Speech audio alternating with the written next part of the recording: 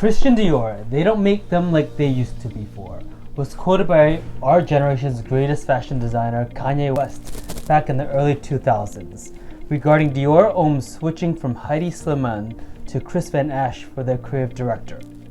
For their eyewear, another fundamental change has happened to the fashion house recently that both affects the brand and the eyewear industry in general. That change is that LVMH, Louis Vuitton Monet Hennessy, the behemoth conglomerate luxury brand that owns all your favorite luxury brands like Louis Vuitton, Dior, Sephora, and Fendi, has built their own eyewear company called Helios and distribution network and has bought all their brands previously licensed to third-party companies like Marchand, Safilo, and Lasagna in-house. What this means is that this cuts out the middleman and gives them more control over the cost and quality of the design and where you see their brands. You won't see old Fendis or old Diors in the local Costco optical, for example, which we've seen a lot before. Only exclusive and premium luxury eyewear retailers like Mott Optical Group, which I linked in the bottom, can carry brands like Dior and Fendi because we elevate the brand to the level that they want. Today I would unbox and review one of my favorite styles, the Dior Club, that just came in from Helios, LVMH, that they're finally producing their Dior. So let's get started.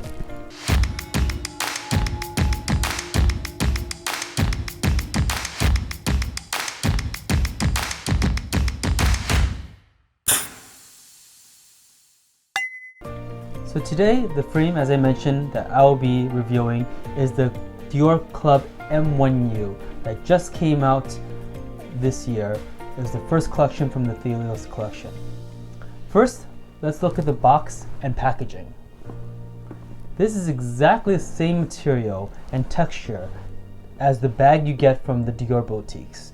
So go and buy a pair of t-shirts for $400 or $600 and get the same bag quality.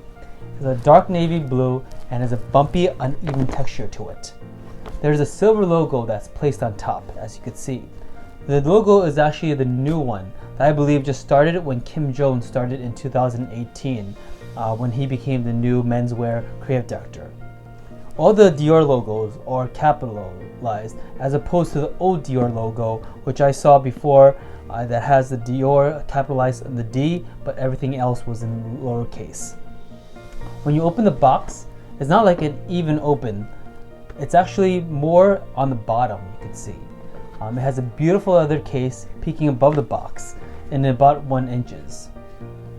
So let's talk about the case and explore how it is. The case is a very unique one. As you can see, in the first impression, I was surprised to see that it was not a hard one. It's actually a soft leather one, and a bit more structured than the Chrome Hearts one that I reviewed before. The Chrome Hearts one, as you remember, was very soft and supple lambskin case. They have a large Dior logo on the bottom that is a bit elevated, so it's a bit textured and it's a bit elegant as well. On the back of the case is where this case is very special and unique. As you can see that on the back of the case there is the oblique patch. This has become more and more popular recently, and I'm starting to get used to it and like it as well. As attached to it by 4 really high quality rivets. At first I wondered, what are this for? Why is this patch here? And then I realized what it is really for. It's actually for the case to be attached to your belt. I actually never seen this type of design before for a case, and I think it's very innovative and very unique. No other cases does it before, no other brand does it before. It's really good for men who don't carry around a purse and still need a case to put their frame back in it and when they're not using it for it. And for females, I think it's very good so you don't overstuff your purses with all your different accessories and sunglass cases or like makeup, for example. It's, in addition to its utility, it's a bit of a brand flex, as you could see that you can show off your logo on your belt.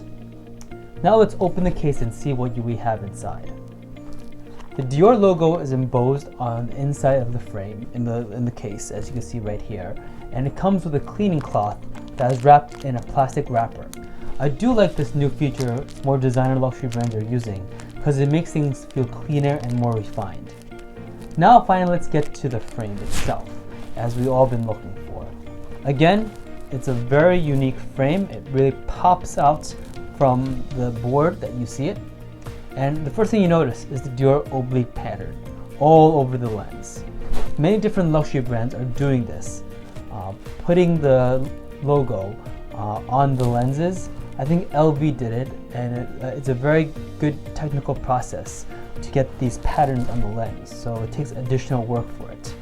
I personally never liked wearing branded patterns. I really like luxury brands that really have its quality stand out, but I'm starting to like and get used to the Dior pattern, just like how I got used to and like the Burberry plaid patterns. Next, you notice that the shape and the style of the frame. There's definitely a sporty urban feel to the frame. You can see me trying out right now.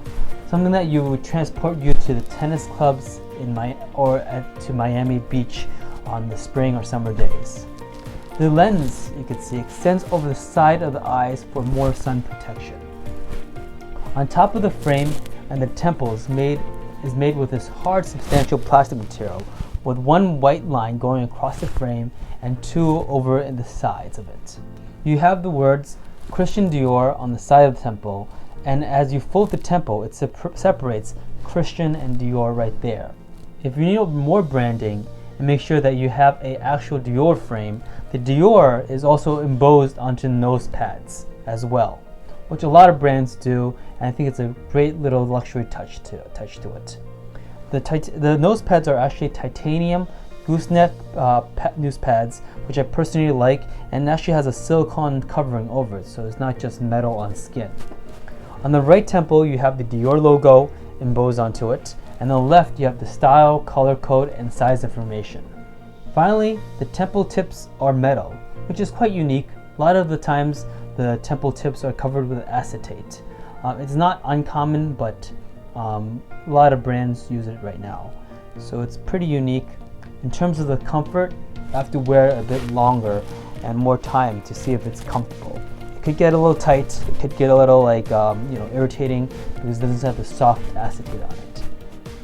But it does look a bit more luxurious and feels most luxurious with these metal temple tips.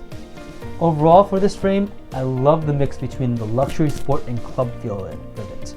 Not many brands can pull it off, but Dior has done that. Luxury, sports, and club. The design of the packaging and case is incredibly unique, as I talked to you before, and something that I have not seen any brand has done. So just for the packaging of this case with the belt clip, it's really cool.